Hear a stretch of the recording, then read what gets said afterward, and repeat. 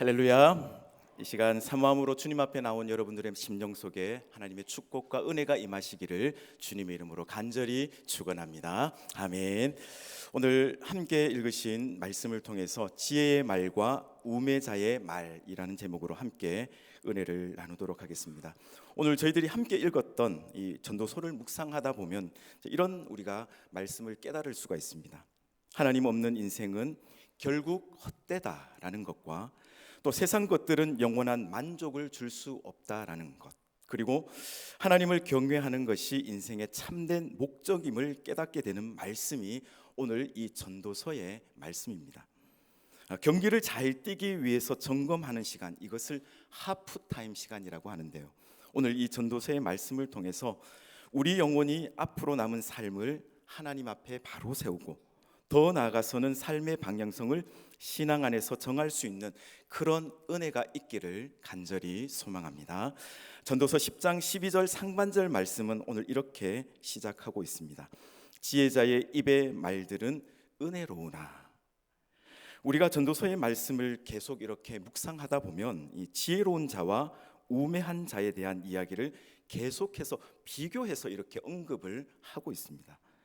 성경에서 말하는 지혜의 가장 중요한 핵심적인 내용은 바로 예수 그리스도이신데요, 지혜 되시는 주님께서 우리 삶 가운데 함께 했을 때에 그 삶을 하나님께서 기뻐하시고 또 지혜로운 자의 삶이 되는 것을 우리가 말씀을 통해서 깨달을 수 있게 되는 것입니다.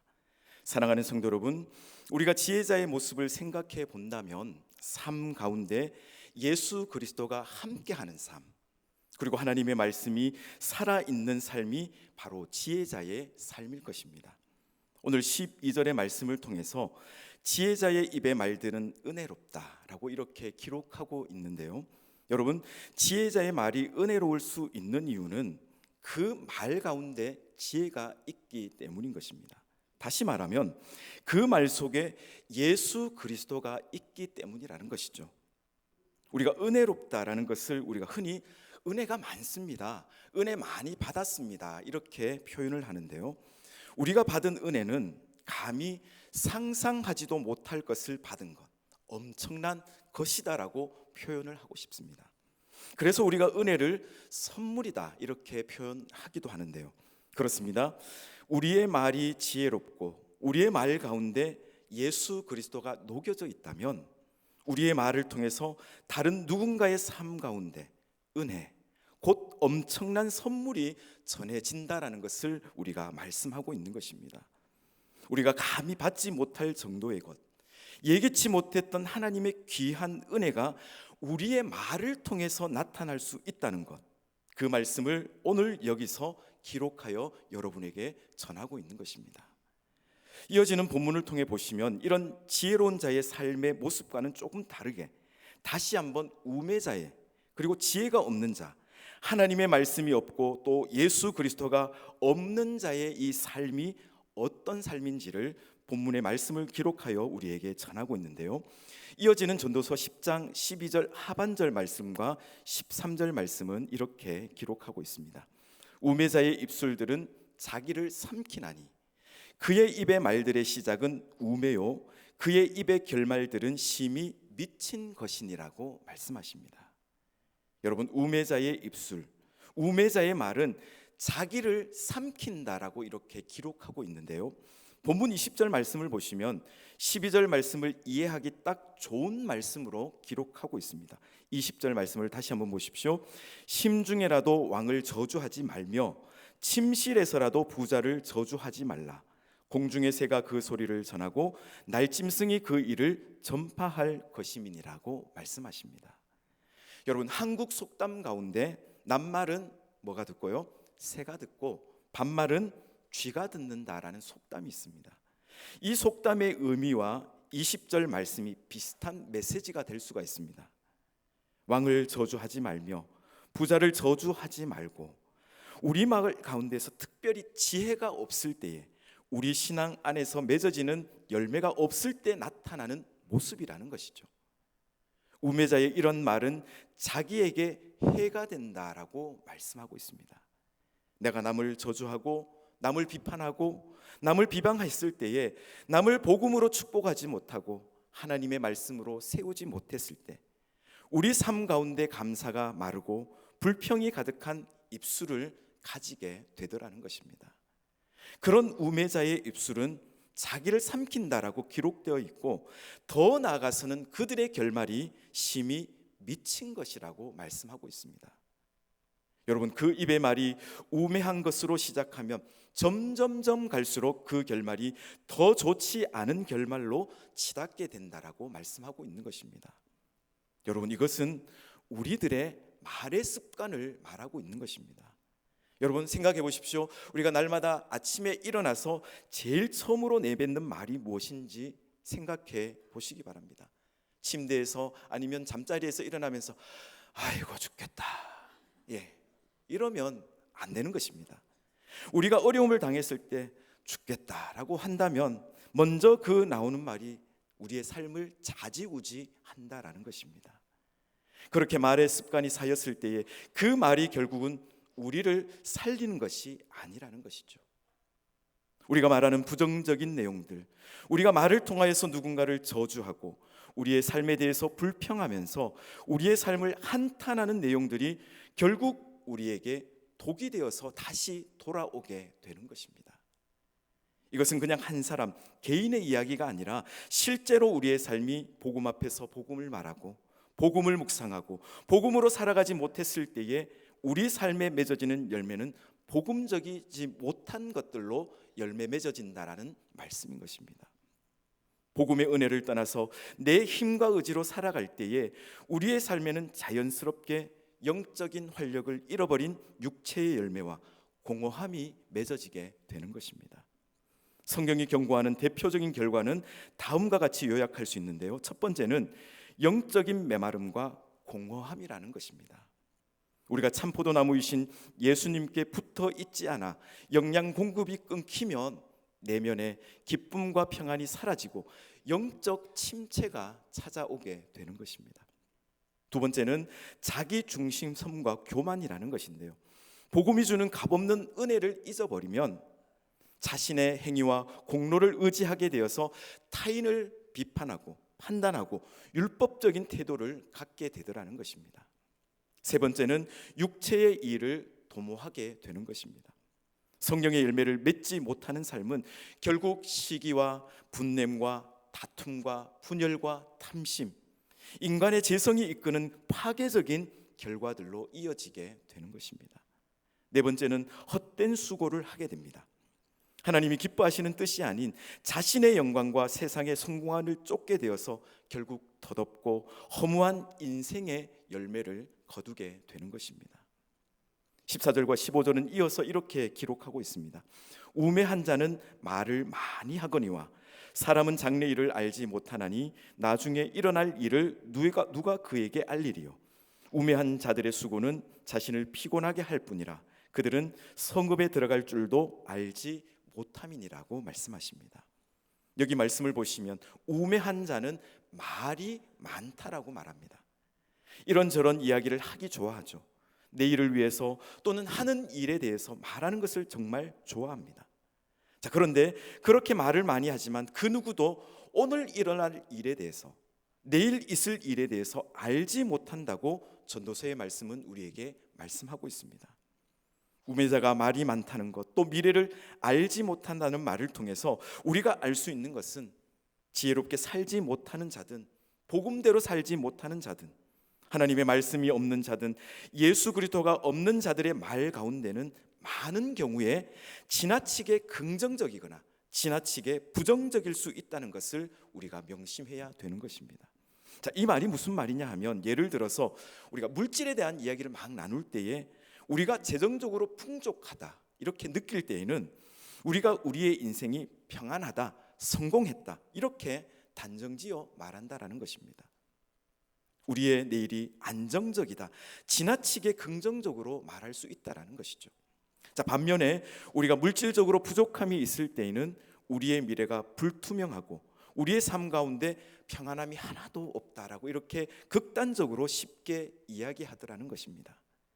그러나 여기서 말하는 우매자의 모습 가운데 문제가 무엇이냐 하면 현실을 제대로 인식하지 못하고 있다는 것입니다.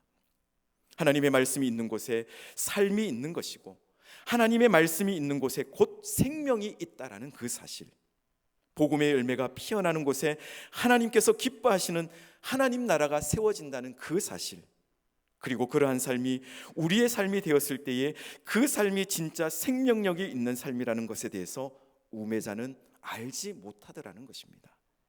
그렇습니다. 말씀을 제대로 깨닫지 못하는 자는, 말씀을 제대로 깨닫지 못하는 공동체는 그의 삶이 변화가 없고 복음의 열매가 없고 하나님이 기뻐하시는 공동체가 되지 못하는데, 그것이 지혜롭지 못하다라고 성경이 우리에게 말씀하고 있는 것입니다. 여러분, 우리의 삶을 한번 되돌아보십시오. 단순하게 우리의 눈에 비춰지는 모습 때문에, 때로는 세상에 귀에 들려지는 소리 때문에 우리의 삶이 좌지우지 될 때가 너무나 많이 있습니다. 때로는 지나치게 긍정적으로, 때로는 지나치게 부정적으로 살아가는 모습이 바로 이러한 우매자의 모습, 우리의 모습이더라는 것입니다. 우리는 우리의 장래 일을 알지 못한다고 이야기합니다. 사랑하는 성도 여러분, 내일은 주님께 속한 것인 줄 믿으시기를 바랍니다.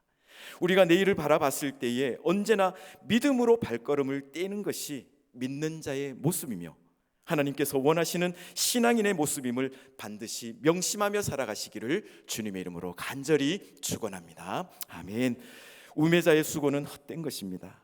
내가 헛된 것에 내 삶을 드리고 헛된 것에 내가 땀을 흘리기 때문에 내가 결코 하나님 앞에서 신실한 열매를 맺지 못한다는 것을 기억할 수 있기를 간절히 소망합니다. 자, 이어지는 16절부터 또 계속 후반절의 이야기를 살펴보게 되면 삶의 다양한 모습을 다루고 있습니다. 자, 특별히 리더십에 대한 부분을 여기서 이야기하고 있는데요, 삶의 주인됨에 대한 이야기입니다. 이어지는 전도서 10장 16절에서 17절은 이렇게 기록하고 있습니다. 왕은 어리고 대신들은 아침부터 잔치하는 나라여, 내게 화가 있도다. 왕은 귀족들의 아들이요 대신들은 취하지 아니하고 기력을 보하려고 정한 때에 먹는 나라여, 내게 복이 있도다라고 말씀합니다. 화가 있는 나라의 모습과 또 복이 있는 나라의 모습을 기록하고 있습니다. 여러분, 화가 있는 나라는 16절 말씀을 통해 볼 때 어떤 모습입니까? 왕이 절제하지 못하고 자기 자신을 위하여 흥청망청 살아가는 나라의 모습입니다. 한 나라를 다스린 왕이 자기를 위하여 나라의 재정을 다 사용하고 또 백성들을 돌보지 못했을 때에 그 나라가 잘 될 수 없다라는 것을 우리는 너무나 잘 알고 있습니다. 그러나 이것은 한 나라의 이야기가 아니라 우리 개인의 삶도 마찬가지이고 가정의 삶도 마찬가지이며 한 교회도 마찬가지인 것입니다. 자신을 위하여 물질을 쓰고 자신을 위하여서 삶의 에너지를 다 쏟아내는, 그러니까 아침부터 잔치를 하는 그 나라가 잘 되지 못함과 같이 한 개인의 삶이, 한 가정과 교회 또한 잘 될 수 없다라는 사실을 말씀하고 있는 것입니다. 그렇다면 과연 어떤 나라가 복된 나라일까요? 우리는 여기서 자기 유익이 아니라 다른 사람들을 위하여서 잔치를 베푸는 삶이라는 것입니다. 17절은 이렇게 기록하고 있습니다. 왕은 귀족들의 아들이요 대신들은 취하지 아니하고 기력을 보하려고 정한 때에 먹는 나라여, 내게 복이 있도다라고 말씀합니다.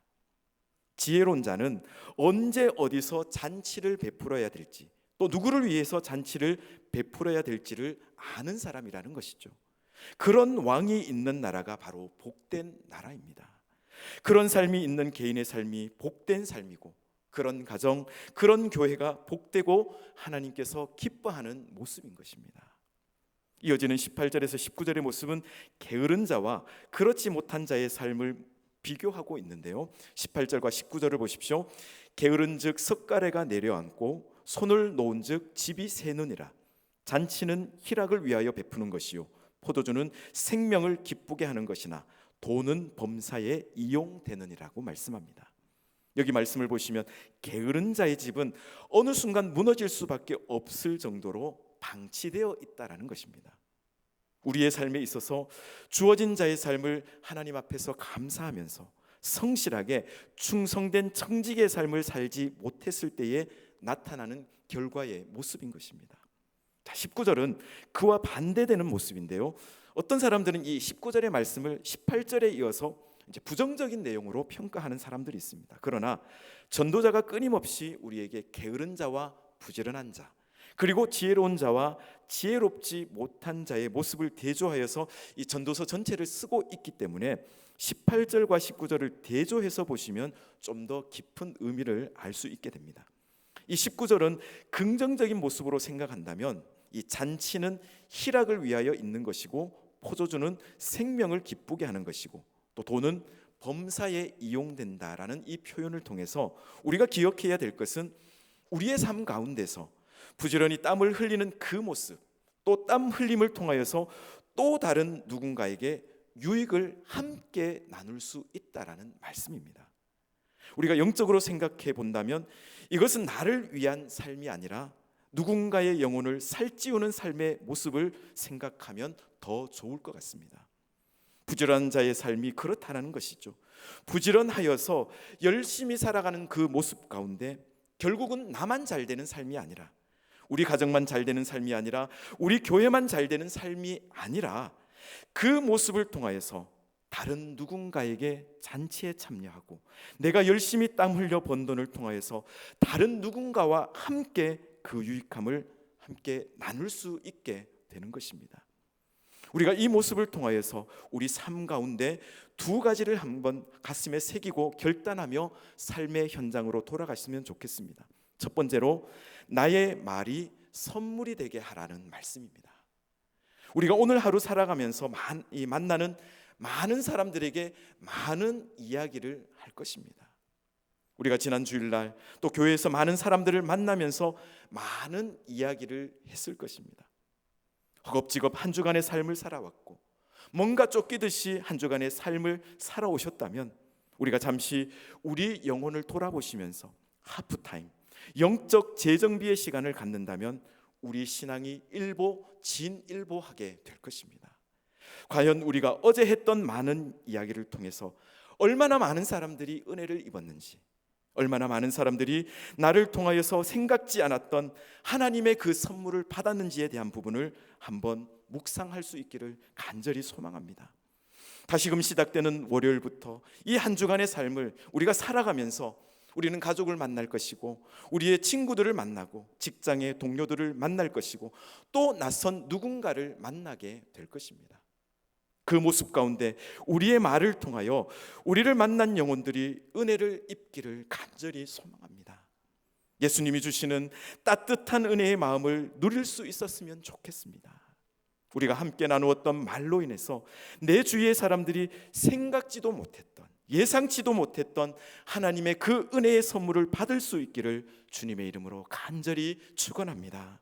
그렇기 위해서 우리 말 가운데 반드시 예수 그리스도의 모습이, 우리의 언어 가운데 사랑의 열매가 담겨져야 될 것입니다. 사랑하는 성도 여러분, 누가복음 19장에 보시면 예수님께서 삭개오를 찾아오는 장면이 나옵니다. 저는 그 장면을 늘 묵상할 때마다 저의 마음이 가장 뭉클한 곳이 어디냐 하면, 예수님께서 돌무화과 나무 위로 올라간 삭개오의 이름을 부를 때였습니다. 삭개오는 한 번도 자기의 이름을 소개한 적이 없습니다. 그런데 사람들 사이에 숨어서 멀리서 예수님을 지켜보고 있었던 죄인으로 취급되었던 그 세리 삭개오를 예수님께서 삭개오야 라고 이름을 불러주셨다라는 사실입니다. 저는 그 말이 선물이라고 생각합니다. 그 말이 은혜로운 말이라고 믿습니다. 삭개오는 자기를 부르시는 예수님 앞에 이미 자신의 삶을 드린 줄 믿습니다. 아무도 그의 이름을 불러주지 않았습니다. 그 이름 대신 많은 사람들은 죄인이라고, 나쁜 사람이라고 이야기를 했을 것입니다. 그런데 예수님께서 찾아오셔서 그의 이름을 불러주신 것입니다. 누가복음 19장 6절을 보시면 그 이름이 불려졌을 때 삭개오가 이렇게 반응합니다. 급히 내려와 즐거워하며 영접하거늘. 여러분, 예수님이 다른 것을 한 것은 아무것도 없습니다. 그냥 그의 이름을 부른 것입니다. 그 말이 그에게 은혜가 되었던 것입니다. 사랑하는 성도 여러분, 우리의 삶을 통하여서 누군가가 그런 은혜를 입기를 간절히 소망합니다. 누군가의 삶이 우리의 말 한마디 때문에 예수님께 드려지는 역사가 나타날 수 있기를 주님의 이름으로 간절히 소망합니다. 바라기는 오늘 하루의 삶을 통하여서, 오늘 주일 이 하루의 삶을 통하여서, 또 일주일의 삶을 통하여서, 한 달의 삶을 통하여서 우리의 말이 하나님 나라의 선물로 이 땅에 전해질 수 있기를 주님의 이름으로 간절히 축원합니다. 아멘. 두 번째는 하나님의 잔치가 나의 잔치가 되게 하라는 말씀입니다. 하나님의 잔치가 우리의 잔치가 되길 원합니다. 나의 잔치가 되길 원하고, 우리 가정의 잔치가 되길 원하고, 우리 교회의 잔치가 되어야 되는 것입니다. 우리가 게으른 자들 또는 우매한 자들의 삶을 보았을 때에 그들은 잔치를 언제 벌릴 줄 알지 못합니다. 언제 축포를 터뜨릴 줄 모르고, 아무 때나 자기가 원하는 때에 축포를 터뜨리고, 아무 때나 자기가 원하는 때에 잔치의 상을 차리는 그러한 모습이 바로 우매한 자의 모습이라는 것을 우리가 본문을 통해서 살펴보았습니다. 그러나 지혜로운 자는 정한 때를 아는 삶입니다. 그 정한 때가 언제입니까? 바로 하나님께서 정하신 때라는 것이죠. 하나님께서 기뻐하시는 자리입니다. 여러분, 하나님께서 기뻐하시는 것이 무엇일까요? 그리고 천국 잔치가 열리는 자리가 어떠한 자리일까요? 바로 그것은 한 영혼이 주님께로 돌아올 때라는 것입니다. 한 영혼이 주 앞에서 회복될 때입니다. 하나님 나라가 복음 가운데 확장될 때가 그때인 줄 믿습니다. 그때가 바로 우리가 잔치를 벌여야 할 때라는 말씀입니다.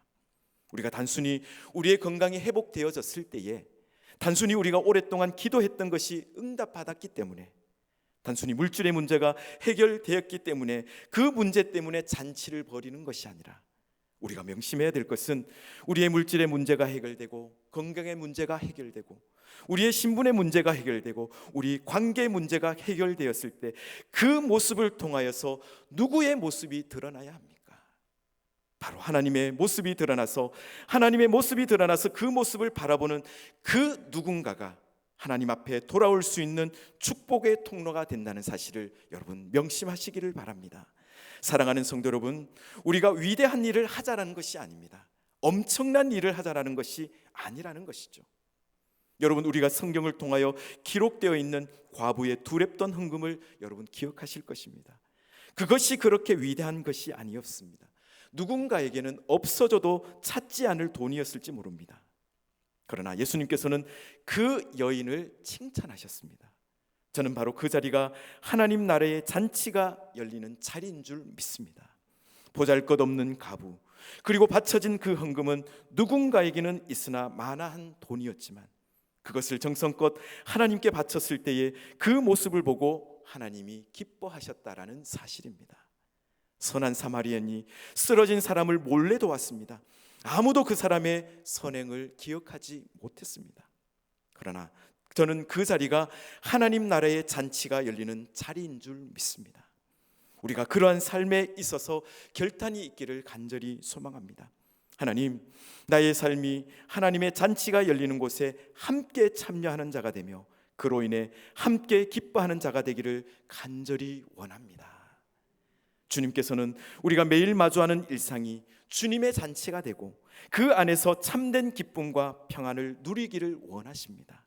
바라기는 오늘 아침 우리의 입술을 통해서 그러한 고백이 올려지기를, 그리고 우리의 삶을 통하여서 그 기도의 열매가 맺어지기를 주님의 이름으로 간절히 축원합니다. 아멘. 기도하시겠습니다.